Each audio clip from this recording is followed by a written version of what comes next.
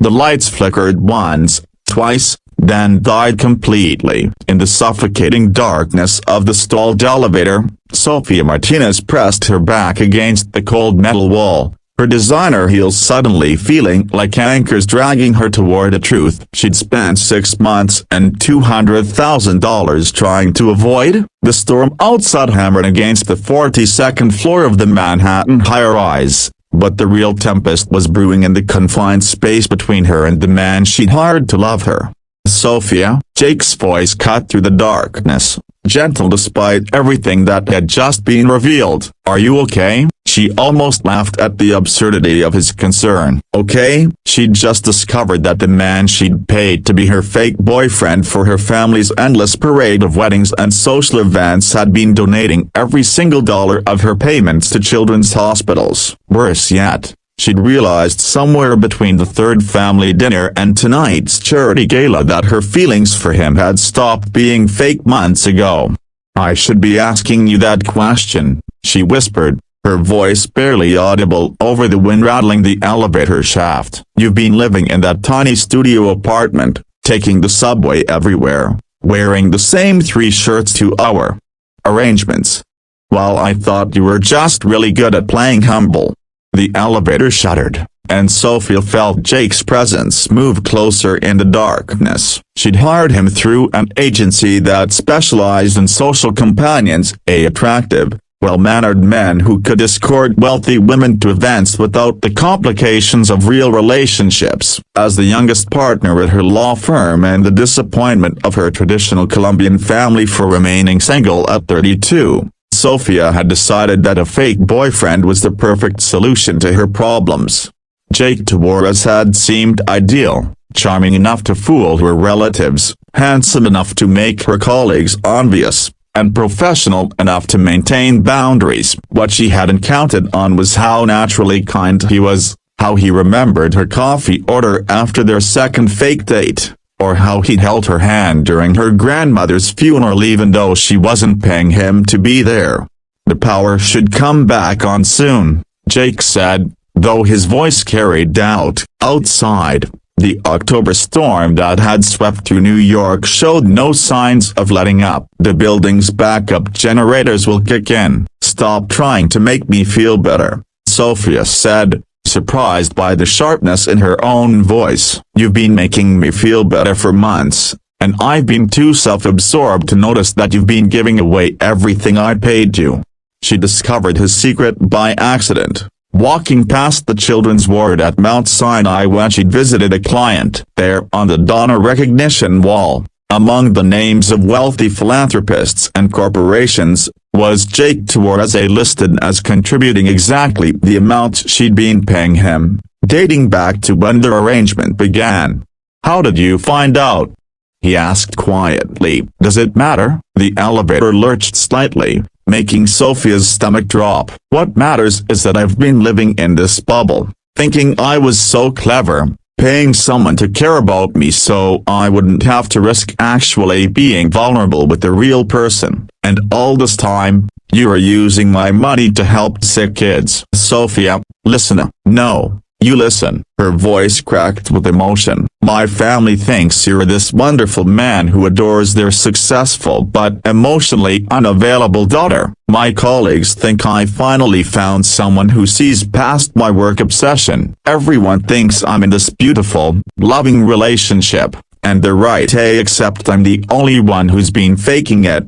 The silence stretched between them, filled only by the storm's fury. Sofia felt tears burning her eyes, grateful for the darkness that hid her vulnerability. She'd built her entire adult life around control, success, and avoiding the kind of heartbreak that had destroyed her mother after her father left. The irony wasn't lost on her that she'd hired someone to love her, only to fall genuinely in love with someone who'd been showing her authentic care all along. "I stopped taking your money 3 months ago," Jake said finally, his voice so soft she had to strain to hear it. "I've been trying to figure out how to tell you." Sofia's heart stopped. "What?" "The donations to the hospital, I've been making them with my own money since July. I got a promotion at my real job, and he paused, seeming to gather courage in the darkness. I couldn't keep taking payment for something that stopped feeling like a job. Your real job? I'm a social worker, Sofia. I work with kids aging out of foster care. The escort thing was supposed to be temporary, just to pay off my student loans faster so I could afford to do the work I actually care about. The elevator groaned, and somewhere far below them, Sofia heard the mechanical whir of generators finally kicking in. Emergency lighting flickered to life, casting everything in an amber glow that made the small space feel even more intimate. For the first time in 6 months, Sofia could see Jake's face clearly, not the polished, charming expression he wore to her family gatherings, but something raw and honest that made her chest tight. "Why didn't you tell me?"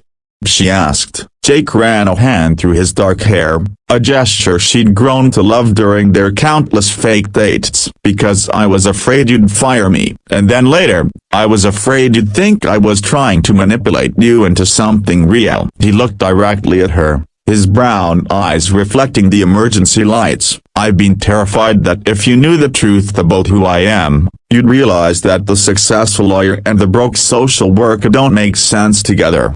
Sofia felt something crack open in her chest, 6 months of carefully maintained walls crumbling all at once. "Jake, do you know what I do with most of the money I make?" He shook his head. "I put that in accounts I never touch, buy things I don't need, live in an apartment too big for one person, all because I'm terrified that if I enjoy my success too much, it'll disappear." She wiped at her eyes with the back of her hand. "I hired you because I was too scared to risk loving someone who might leave. But watching you care about other people, seeing how you treat my family like they matter, how you remember every story I've ever told you, you've been showing me what real love looks like this entire time."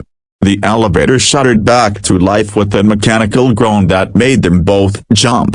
As they began their descent, Jake reached for Sofia's hand, not the practiced gesture of a paid companion, but the uncertain touch of a man hoping for something real.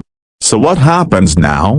he asked as the floors counted down. Sofia squeezed his hand, feeling more terrified and more hopeful than she had in years. "Now we try this again, but for real this time. No contracts, no payments. Just two people who are apparently really bad at pretending not to care about each other." When the elevator doors finally opened to the lobby, they stepped out together into a world where their relationship would have to exist without the safety net of pretense. As they walked toward the exit, Sofia realized that the storm outside was beginning to clear, and for the first time in months, she wasn't afraid of what came next.